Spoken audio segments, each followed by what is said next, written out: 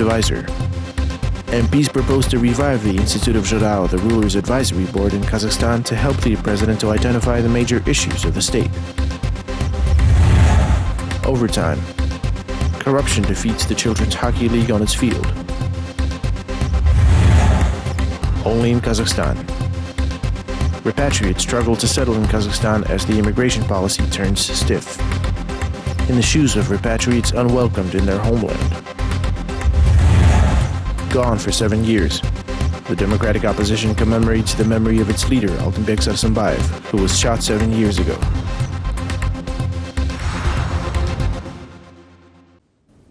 Hello, I am Asylbek Abdulov. You are watching Vlast KZ on KpLus. On St. Valentine's Day, the head of state met with Speaker of the lower house of parliament. The loyal member of Nurothan Party, Nurlan Nigmaturin, reported to the president of Kazakhstan on the legislative work of the parliament of the fifth convocation. According to him, 133 bills on socioeconomic issues were adopted last year. Later, the speaker reported on the results of meetings with residents in the regions to secure public support for the new strategic policy of the president. 2 weeks ago, the country learned about a new key objective of the ruling and conservative party, to say the least. The new policy focuses on regional policy development and the strengthening of trust between the people and the government. To achieve these goals, not only MPs but also senior officials will meet with citizens through the party's community liaison offices.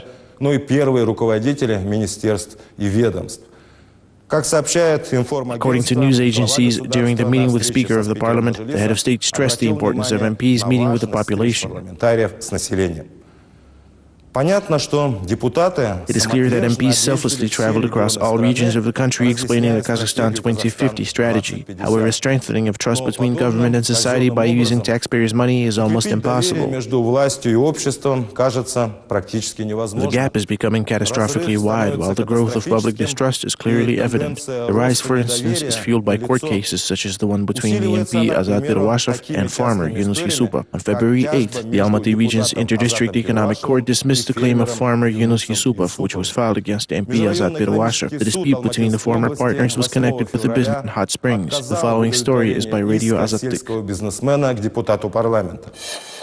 Yunus Yusupov, an entrepreneur from Kitpen village in Almaty region's Uyghur district, says he shouldn't have trusted Azat Pirwashov, chairman of the pro-government Akjol party, and given him a controlling stake in his company, Zhainak & Co., for $3,500 in 2010. His company was licensed to use hot springs and was making mineral water. At the same time, it was in debt and needed subsidized loans. Azat Pirwashov, chairman of the Atamikan Union of Entrepreneurs, allegedly promised to solve Yunus Yusupov's financial problems, but their business deal resulted in legal wrangling. Yusupov complained to court that Pirwashov revoked his license, founding documents, and stripped him of ownership rights. Through court, the entrepreneur demanded the documents to be returned and cancelled all previous agreements with the parliamentarian. The MP's lawyer Timur Nugmanov accused the entrepreneur of making up the accusations and contended that Yusupov forced his unprofitable business upon Pirwashov and slandered him in front of the entire nation. In the meantime, prosecutor Anwar Yesenbekov claimed that the defendant Azat Pirwashov did indeed violate the law and asked the court to issue a special ruling recommending Pirwashov not to do business. The court did not satisfy the request. A Radio Azattyk reporter reached the MP Azat Pirwashov over the phone with a request to comment on the court ruling. This issue does not interest me, so I decline to make any comments. Yes, I helped this man once, and now he is smearing me. I am not a party to the process. I passed on the company's management to a third party a long time ago. I would like to stop here. The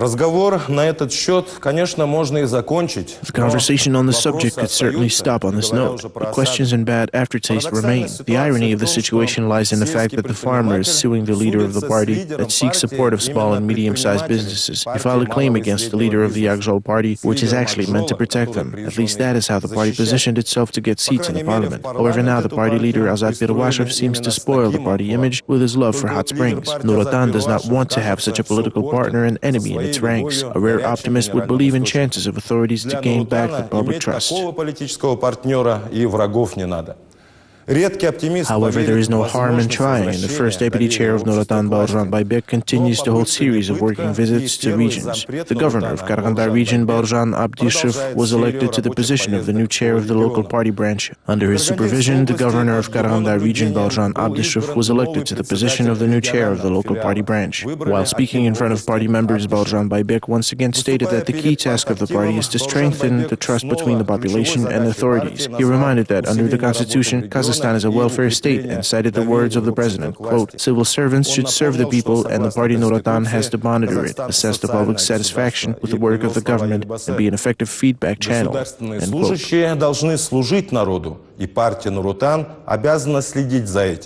Some MPs and members of the ruling party believe that in order to survive and not to disappear, Kazakhstan must come back to its roots. They propose to revive in Kazakhstan the Institute of Zhirao, the ruler advisory body. According to them, everything new is actually well forgotten old.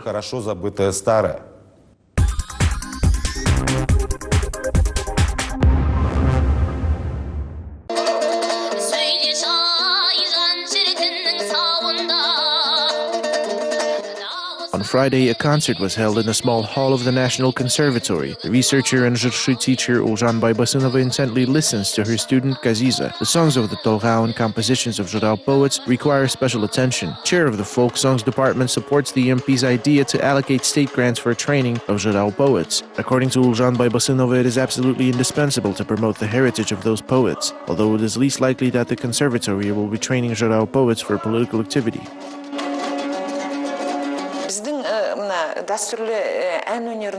We teach traditional Kazakh songs in our conservatory. We offer the study of Zhirao poetry in our special classes. Perhaps MPs have a different institution of Zhirao in mind, but it's still a good idea for our country in any case. I believe it will help revive the national ideology.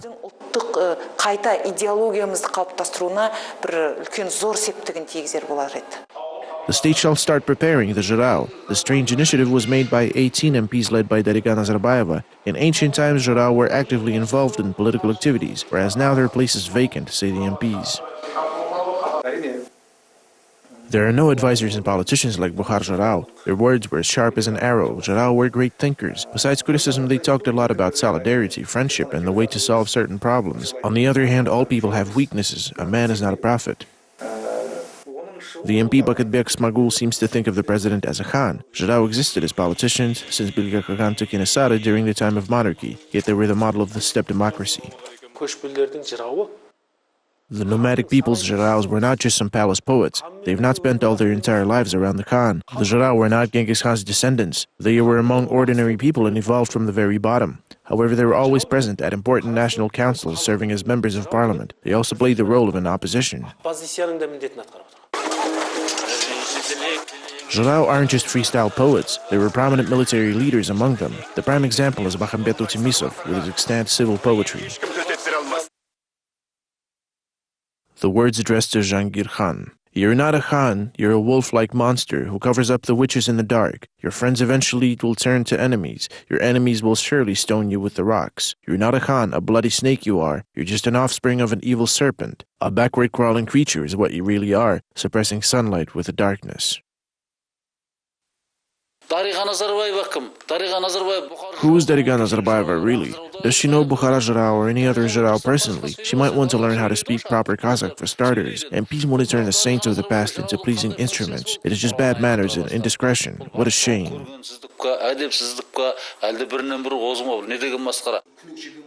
The poet Maraltai Raimbekulu, who dedicated one of his poems to the president of Kazakhstan, supported the idea of MPs with applause. He is convinced that the revival of the Institute of Zhirao will establish sound relations between the government and the people. The poet Raimbekulu even knows the potential candidates for Zhirao. Abishka Kilbayev and Fariza Angarsynova have what it takes to be a Zhirao. So do Aldan Smail and Bakatbek Smagul, who in fact came up with the idea. It would be great to have Zhirao in every region and district. The poets will be able to speak on behalf of the people and will be provided with jobs. Meanwhile, the fellow poet Murzan Kinjabayev does not see any suitable candidates. According to him, all the Zhirao candidates are simple suck-ups.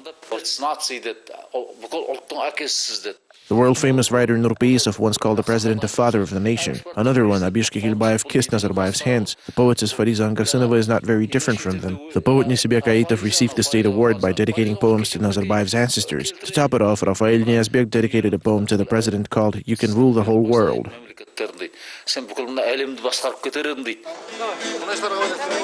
During the Zhanaozen events, none of the 700 members of the Writers' Union of Kazakhstan visited the blood-stained Mangistau. However, the folk singer Yesentayev managed to stop by there with his guitar. Ever since, he's been called Janat Jarao in the social networks.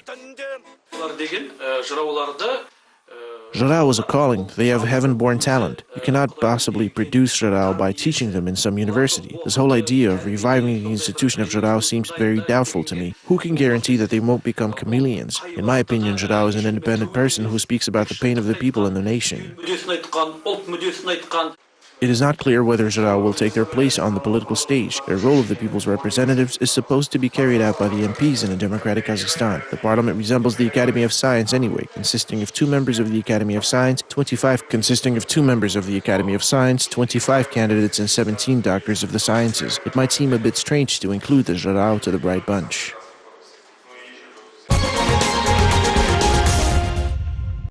На заметку членам комитета Мажилиса по социально-культурному развитию. Members of the Parliament Committee on Social and Cultural Development and the Finance and Budget Committee should take a closer look at the next story. This investigative journalism may well serve the basis for future parliamentary inquiries if MPs will professionally approach and get concerned about the problems of children's sports and corruption in the 2011 Asian Games project. The MPs have absolutely nothing to lose in this case, just like a line from a classic book, quote, "In case of success, you'll be honored. If it doesn't work out, you'll call it a regular job when you try to help children, and that's it." End of quote. Не вышло, ваше дело 16-е. Помогали детям и дело с концом.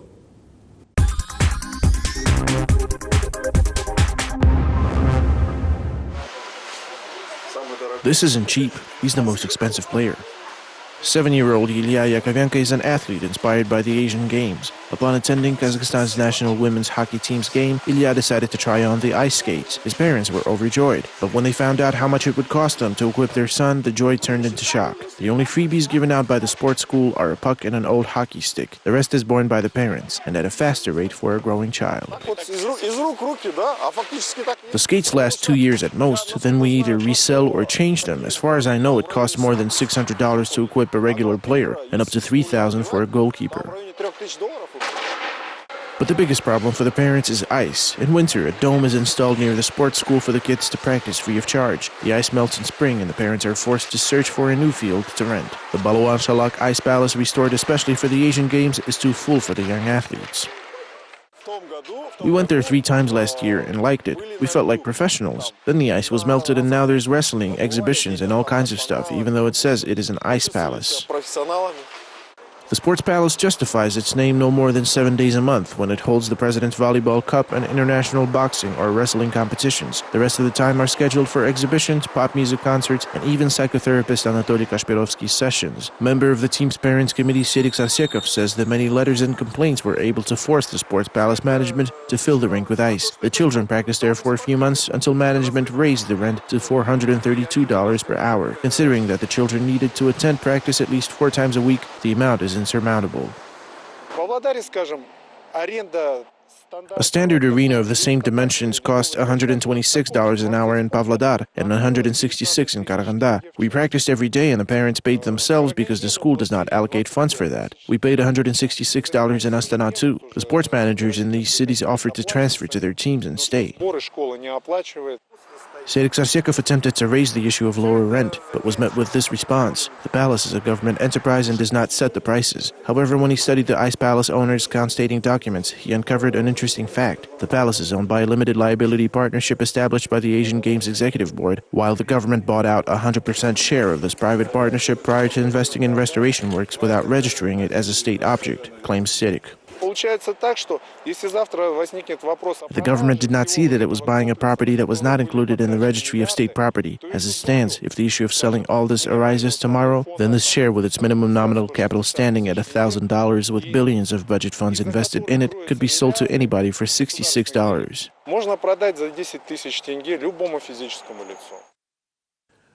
Pretty good business considering that the budget of the Asian Games held 2 years ago in Astana and Almaty was slightly lower than those of the Olympic Games in Turin and Vancouver. Going by the numbers on construction, the Asian Games outdid Vancouver by more than 2 times the amount, bearing in mind that it was considerably more than a regional competition. Besides, there were much less newly built and restored objects in Kazakhstan. But how can you save on something that will be left to the entire population for years to come? I was offered to stop construction and cancel the Winter Asian Games, but I could not allow it no matter the difficulties. It is not about the games, but these objects that will be left to everyone for the ages. We need them if we want the youth to reach athletic achievements. In the end, the initial construction budget was exceeded by more than 4 times the amount. The Accounts Committee began investigating where these cosmic sums were spent right after the Games ended. This is the footage from an investigation conducted by one of Kazakhstan's TV channels. It was not allowed on air. The organizers had no vision of what exactly we wanted, hence the sharp rise. On the other hand, the Accounts Committee must note that the Games cost numbers of times more than was presumed. The auditors uncovered violations in the amount of $66.5 million.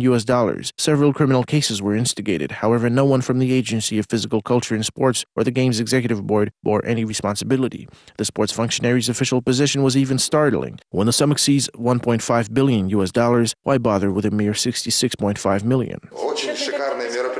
We are offended and tired of rebuking the accusations. The games were held on a high level, and to hear constantly that there were violations is tiring, considering that they were slight. Another issue is how the Asian Games objects were built and what is their current condition. The ski jumping center in Almaty, for instance, is still awaiting a sports school for gifted children and a 2-story gym with a swimming pool 2 years on. The jumping boards themselves are used no more than twice a year for international competitions, while the kids practice on smaller boards nearby, built in the Soviet times. Without exaggeration, this is the world's best palace to date. Another Asian Games object built from scratch is the Alao Ice Palace in Astana that fits 8,000 and has the newest triple ice filtration system and the highest modern standards. This quote-unquote best palace in the world is currently rented out to anyone wanting to put on skates at the cost of approximately €1 per hour. Shumbulak ski resort near Almaty still has not met the standards of the Asian Games architects. A resort village is still being constructed on its territory, while its director Yerzhan Yerkimbayev says the object's potential is almost depleted. We accommodate 2,000 to 3,000 skiers on a good sunny day. Currently, it is close to what we are capable of accommodating. It is difficult to say how financially successful is the project since it is energy-consuming, costly, and high maintenance. We are pursuing global strategic goals.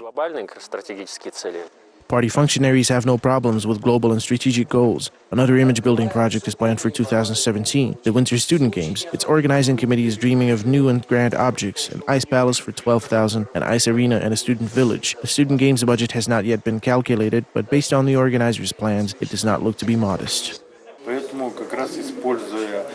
Nothing new has been built. Everything is old, including Medeo and Baluan Sholaka. The city is growing, so using these student games, we would like to compete for the Winter Olympic Games. The student games organizers promise to take into account the Asian Games and avoid the same mistakes. It is first and foremost decided that the organizers set up a watchdog committee every year, while the reports will be published in the media. Transparency will be guaranteed.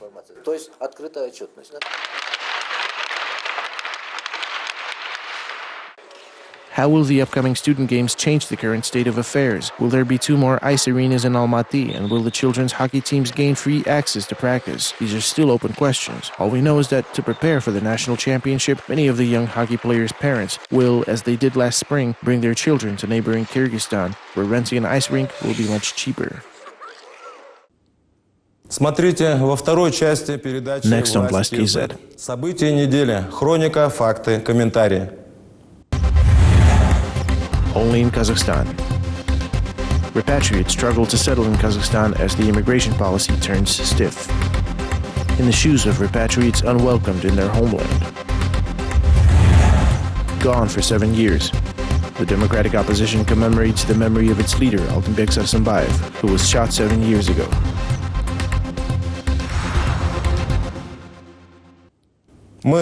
Stay with us. Vlast KZ will return with more in a couple of minutes.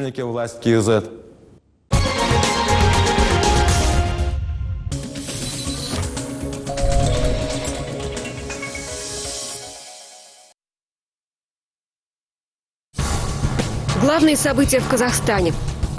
Достоверные факты. Эксклюзивные комментарии. Читайте в Казахстане информационно-аналитический портал «Республика».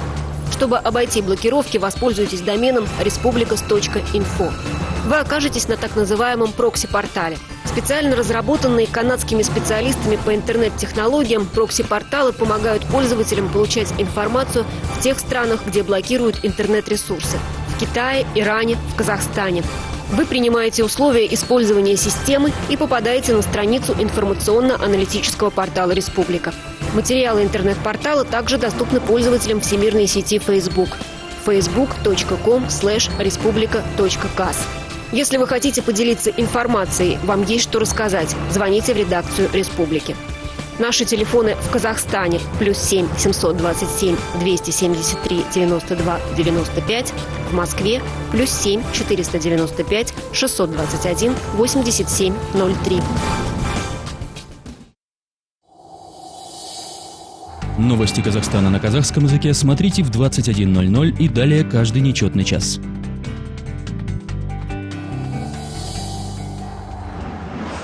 Новости Казахстана на русском языке в 22:00 и далее каждый четный час.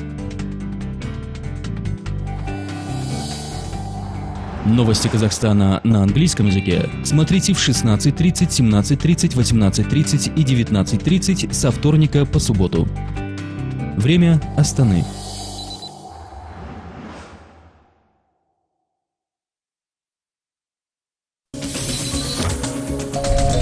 Изготовление и размещение рекламы на канале KplusTV.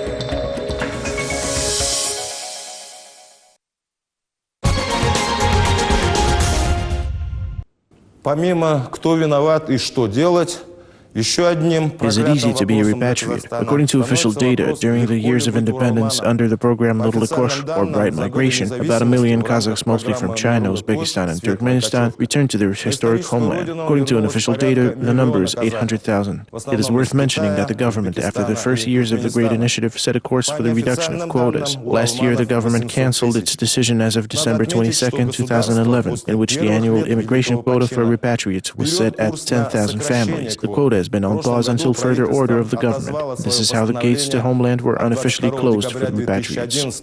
В котором ежегодная квота иммиграции уралманов была установлена в размере 10 тысяч семей.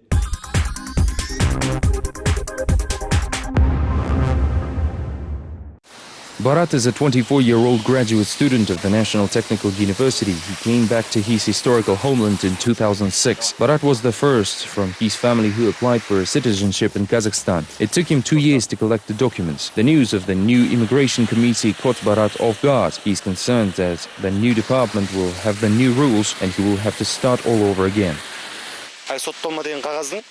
They asked me to provide a certificate of no criminal record. Then they said I needed to legalize the certificate with the chief consul of China. When I came to the consul, he said I had to refuse from Chinese citizenship in order to have the certificate legalized. I then took the issue to Chinese Ministry of Foreign Affairs. There I was told they couldn't provide a certificate, and they also said they could revoke my Chinese citizenship only after I get Kazakh one. These are the problems that prevent me from getting a citizenship.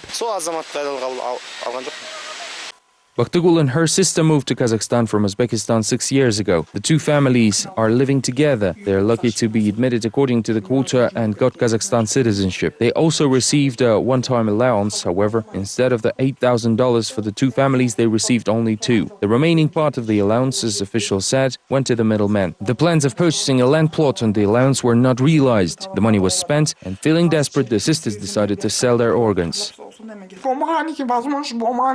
We are desperate. My sister and I decided to sell our kidneys and earn some money. Perhaps this money will help us get on our feet. It is very difficult. There is nothing left of the money we received. It can hardly be called an allowance.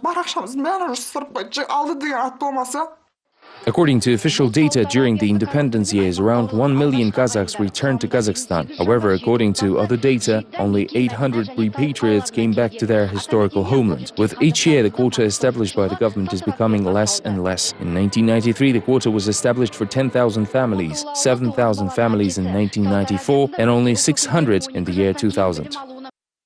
The number of repatriates coming to Kazakhstan decreases significantly following the closing of Migration and Demography Agency. The functions of the agency were distributed among 3 departments: Ministry of Labor and Social Development allocates quotas and develops the programs. Ministry of Internal Affairs is in charge of registering repatriates and their residence. Ministry of Foreign Affairs is in charge of issuing visas.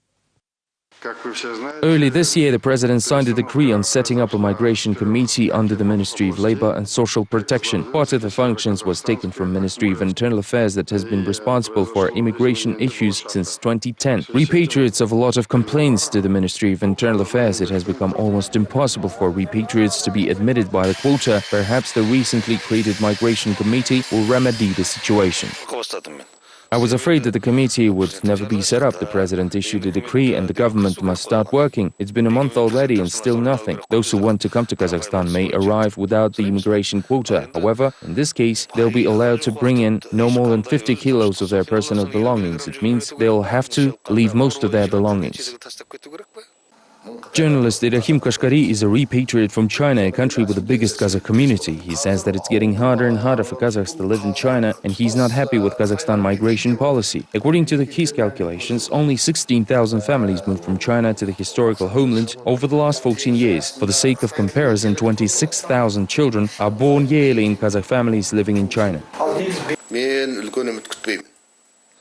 I don't think that the new committee will be of any help. They are simply passing the functions from one ministry to another. The President said, all Kazakhs have only one homeland, and it's Kazakhstan. His words are always repeated and quoted, although nothing is done to help those Kazakhs to come back to their homeland. In spring of last year, Kazakhstan suspended immigration quotas for repatriates immigration with an official statement until further notice. The government's decision didn't draw a large response. Only a few intellectuals and some public organizations expressed their discontent. We are told that foreign Kazakhs will be received in 5 years, but a nation is not a commodity that is stored in the warehouse. A nation is a living organism that is changing day by day through assimilation process. 5 years from now, there might be no Kazakhs left in China, Uzbekistan and Russia who will want to come back to Kazakhstan. As of today, the Kazakh community of 5 million people lives in 40 different countries. The writer Smagul Elubay says the government has dramatically changed its attitude to repatriates over the last few years. So-called Kazakhs like Yertezbayev and Kulibayev are saying that repatriates are to blame for the tragedy in Janauzen. They shape the public opinion and this is nothing but slander. They must be held accountable for slandering. They are also the ones who should be deported from the country. Barat left the university earlier today. It's getting cold and he needs to heat up a furnace in his house. Barat didn't get a room in the dormitory and has to rent a house in the suburbs. His house is a long way off and he's hurrying to get there. What has the opposition been up to this past week? Recently, director and public activist Bulat Atabayev staged his famous performance of Lavin in Kern. Actors from his home theater in Almaty came to play in a performance of their teacher.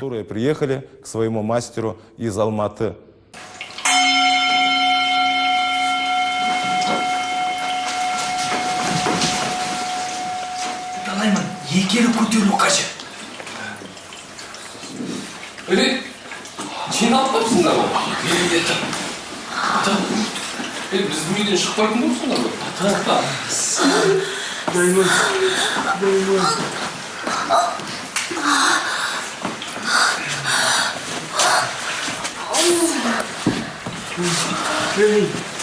Сенің әйелің босанып жатқандағы бір жан айқайып. Жетіп жатыр ғой біздің төбемізге томналаған қарын сау өте қалмайды. Жаңадан туған нәрестенің шыңғырығын естімекшісің, Барстан!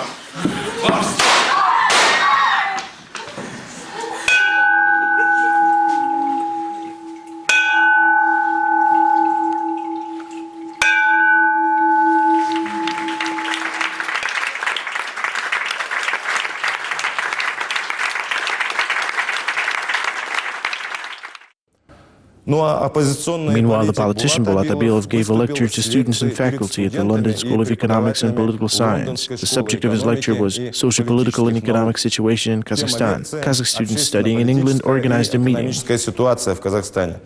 Организаторами встречи The politician is convinced that no matter what, young people are the present and the future of the country, who hold the key to the prosperity of Kazakhstan. It is no secret that Kazakh youth hold a negative perception about its future. Young people, after receiving good education, do not hurry to return to Kazakhstan. This issue has been voiced many times in recent years. On this occasion, Abilov joked, "The mess after us is for you to clean." Молодые люди, получив хорошее образование, не хотят возвращаться в Казахстан.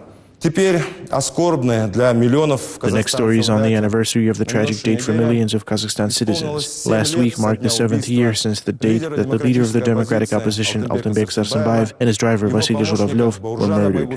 И водителя Василия Журавлева.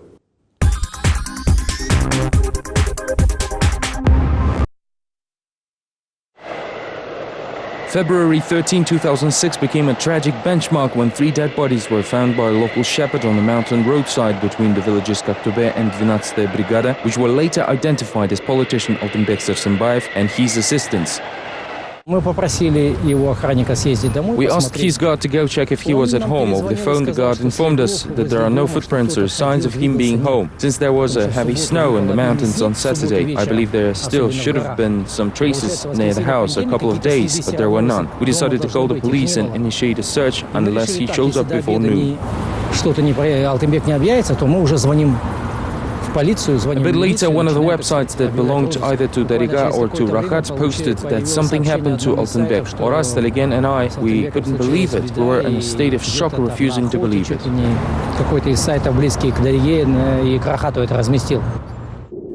This murder of an opposition representative wasn't staged as a suicide, a sudden disappearance, or a tragic accident. Sarsanbayev's murder scene, in fact, resembled the execution site, as the dead bodies laid face down in the snow with their heads tied off. Later, when we stood and waited in the mountains, we were not allowed to pass to the crime scene. Yet I saw the reporter's crew of Kabar driving through. Then I told the police that these people here are his family and friends, and you don't want to let anyone through. I was mad, calling Muhammadjanov, Taj and Kasimov, demanding to let us through, but to no avail. The scene was under investigation with authorized entry only, but were his closest people.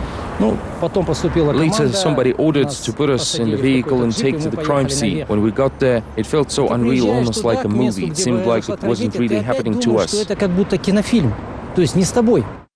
gravestone to Altanbek Sarsanbayev doesn't have an exact date of death. He went missing on Saturday, the February 11, while his body was found on Monday, the 13th. There are various versions for Sarsanbayev's death date. As for when it happened, I assume it happened the same day. They were probably abducted after 9, then Arestan Special Police Forces handed them to the killers, who then took them to the mountains and shot them in cold blood, because there were no snow under their bodies. Lots of snow everywhere, yet there was none under their bodies. The information leaked to the internet from anonymous sources has allowed the public opinion to come very close to solving the murder of Altanbek Sarsanbayev. The members of Arestan Special Police Forces were detained first, as they were using personal phones of the victims, and as later established, they were the ones to detain Altanbek Sarsanbayev. The initial testimonies of Miroshnikov, the Arestan Special Forces driver, insist that they received an order for the special ops from the above, mentioning the names of NSC Deputy Chief Bashko and the NSC Chairman Nartay Dutbayev. Over time, the names of senior officials have disappeared from the case materials. They were not involved in the trial, even as witnesses. The investigation was based on a confession of Rustam Ibragimov, later charged as the principal offender in the triple murder, and Yershan Utimbayev, the former head of the Senate. President Nursultan Nazarbayev personally confirmed this version. Utimbayev already pleaded guilty to law enforcement authorities, and he wrote me a letter saying the same. According to the letter, Utimbayev admits that he committed this crime voluntarily because the deceased assaulted his honor earlier. We will see through the end of this case and settle it in the court, said Nursultan Nazarbayev.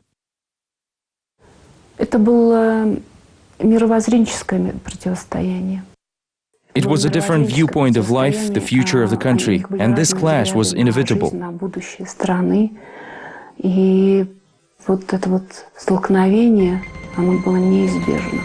Мое субъективное мнение, что I tend to believe that it was based rather on vengeance than the fear of competition. During his short activity, Altenbek Sarsimbayev indeed tried to reveal certain shady schemes and characters. What happened to him proves that he had done much and finally came across the wrong people. Therefore, I say it was an act of vengeance as opposed to the elimination of a potential competitor, which he certainly was, yet this still was a minor motive.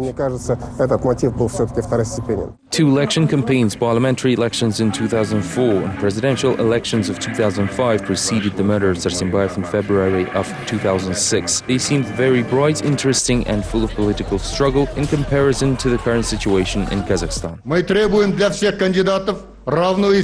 We demand equal access for all the candidates to all the national and regional state media. We demand a change of the entire composition of the Central Elections Commission. We demand that CEC has opponents of Nazarbayev in it. I knew Altenbek earlier, but we became close only after 2003. True life began only once we became colleagues and co-chairman of the party. This was the period from the end of 2003 through 2005. We were the real family during the presidential elections. In 2005, the United Opposition of Bloc for a Just Kazakhstan suggested the former Speaker of the Parliament, Jarmahan Toyakbay, while Altenbek Sarsimbayev was the main ideologist of the whole campaign. Presidential elections are gone. The win was, so to say, overwhelming. The United Opposition didn't make any significant moves after the elections. It decided to avoid solid response, and there was no need for physical elimination of opponents, as they were not threatening the regime. Do you think there were other worthy candidates back then? It is hard to say. Altenbek could very well be a candidate himself. At that time I had some legal issues and couldn't participate. I had difficulties with the Kazakh language. Zamanbek Nurkadilov really wanted to run for presidency as well. Zamanbek could have been a good candidate. He was very energetic and brave, yet he had a bad temper. He would refuse to discuss many issues. In the fall of 2004, when we discussed certain issues, Zamanbek behaved a bit adamant, which definitely didn't play in his favor. We wanted to discuss the problems and the strategy, while Zamanbek insisted to do things his way. Meanwhile, Jarmahan seemed a bit more flexible.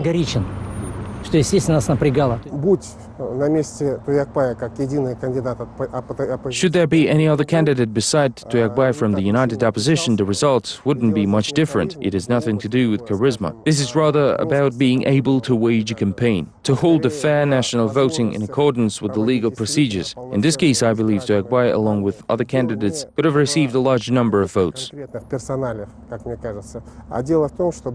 It's not about certain individuals. The fair game is what matters to the opposition.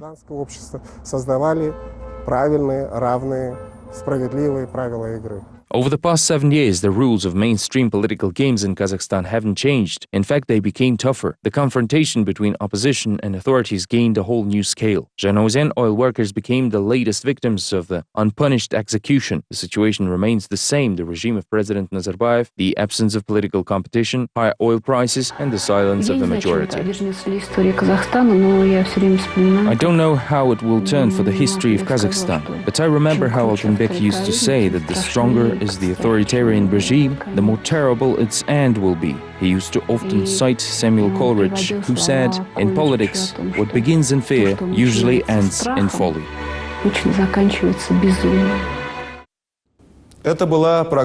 This was Vlast KZ on KpLus. Join us next Monday for more trends, highlights, and a look into personalities of the week. Goodbye.